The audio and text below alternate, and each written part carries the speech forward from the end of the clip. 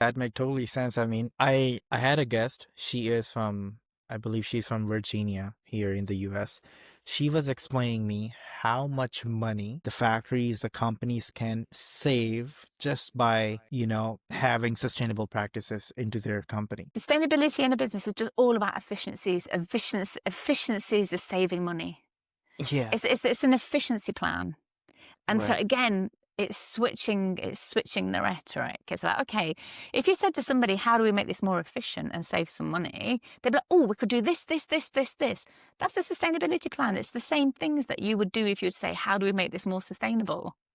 It's just, Right. but if you bring it into a common language and for the everyday person, and it changes everything. Exactly. That's, such a smart reframing. Efficiency or sustainability. How do you help leaders make that mindset shift so it feels like smart business, not just a moral choice? FOMO, a fear of missing out. If somebody else is doing it and you're not doing it, that does not look good for your business. Okay. It's human nature. You don't want to be the person not doing good at business. So we say, well, this person's doing this. They're really similar to you. You could do that, couldn't you? Well, yeah, of course I could. You don't want to be left out. Do you? No, I don't want to be left out. You want to be a market leader? Of course I do. Okay, so how do you get ahead of that?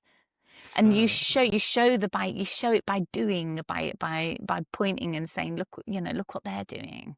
There's not many companies that want to be first out the gate. And the ones that Right. are first out the gate, wow, they're doing amazing things. But most people will follow. Makes sense. Of course, when they see the FOMO thing, first of all, and the second of all, it actually make profits to their business and, have better systems into their business. Exactly.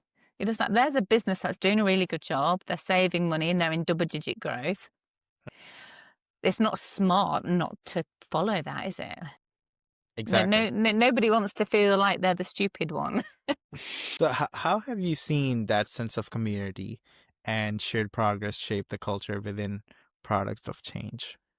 I think what's amazing is, I spent a long time on the cold face of a commercial role where very much everything is a closed book. You don't share what you're doing. Obviously, you never talk about price. It's against the law to do that anyway. But within industry, everybody very much keeps everything to themselves and they don't share anything.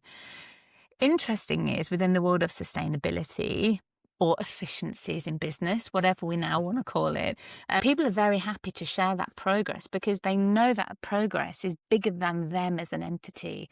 And actually, the only way that they're going to get more progress is if the rest of the market comes with them. And Right. so, it's a bit like Tesla. You don't want to keep that technology to yourself. You open source the technology. Everybody makes electric cars. You then own the grid that feeds the electric cars. It's Right. genius. Right. It's the same with the rest of industry. You open up and showcase what you're doing. You can move things along. And so, and that's what we found. So suddenly you've got, top 5 toy companies globally are sat around a table together. Top 5 retailers are sat around a table together. Top 5 brand owners, top 10 brand owners, top 33 brand owners are sat around a table together. And they're building Right. shared methodologies to help them as an industry advance forward. Because they can't do it all on their own. If you need the price of recycled plastics to come down, you need to build a system. You can't do that on your own. Same with fashion. If you want to build more circularity and have more fabrics in the system, not one company can do that on their own. So Right. within this conversation is bigger than one company, and that's why they've all been very happy to share.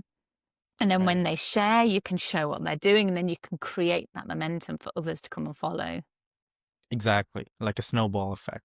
Exactly. Actually, that's incredible. You have competitors sitting together and collaborating like that. That's amazing. But they're happy to, and the companies that are doing it are really, really proud to do Wow. that. And then the ones that aren't doing it, they're like, oh my gosh, okay, did you see what so-and-so's doing? We need to go and do some of that. How did they do that? Okay, we can go and do that. And it's quite amazing. And when you then see that conversation really pick up. Right.